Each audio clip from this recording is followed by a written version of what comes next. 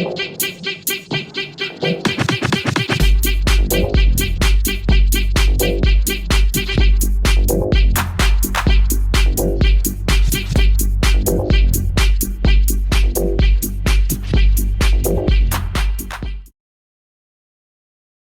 me start first with warm-ups and stretching. I know nobody likes to warm up and nobody likes to stretch. It's probably the thing that we skip the most, but it's incredibly valuable, especially early on, because you're going to be putting a lot of stress on your ankles, knees, and calves. Those are the biggest complaints. And actually that's the biggest problem that I had initially too, is I completely destroyed my ankles because I went too fast, too long, without warming up and without stretching. So make sure you warm up your ankles. I have a warm-up video or a couple of them in the starter list. Do some hopping around to get the blood flowing, whatever it is you need to do to warm up. And after your practice, of course, stretch everything lower body and upper body if you want to as well. Practice time. I always recommend starting off with 15 to 20 minutes at the most for practices early on.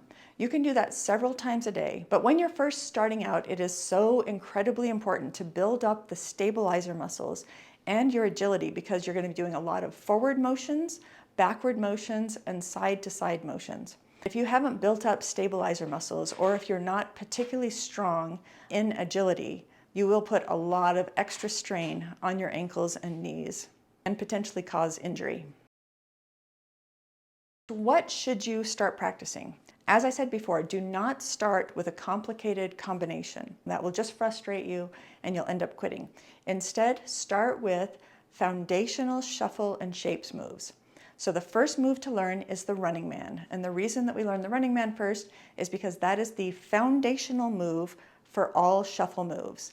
It's really critical to learn the perch, A-shape position that is core to almost all shuffle moves. Running man, perch, A-shape, perch, A-shape. Polly pocket, perch, A-shape, perch, A-shape.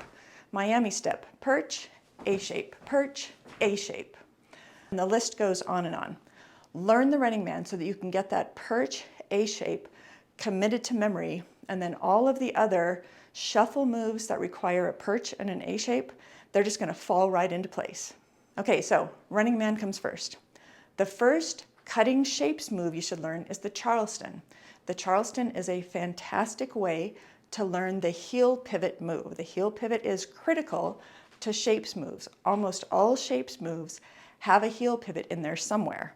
For example, the Charleston, heel pivot, for the T-step, heel pivot. For the side Charleston, heel pivot. For happy feet, heel pivot, and same thing. The list goes on and on. So if you're just starting out, the running man and the Charleston are your first moves to learn. Beyond that are what I call the foundational five. The foundational five include the running man, the Charleston, the Polly pocket, the T-step, and the crisscross. So to quickly summarize, you're first going to learn the running man so that you can learn the perch and A-shape. Then you're going to learn the Charleston so that you can learn the heel pivot. And those are the first two moves in the foundational five. Beyond that are three additional moves in what I call the foundational five. The foundational five will get you through most combos. Almost every combination that you see has at least one, if not all, of these foundational moves in them. Okay, so the foundational five are the running man, the Charleston, the Polly pocket, the T-step, and the crisscross. Learn those five moves and you have a fantastic foundation for almost any combo.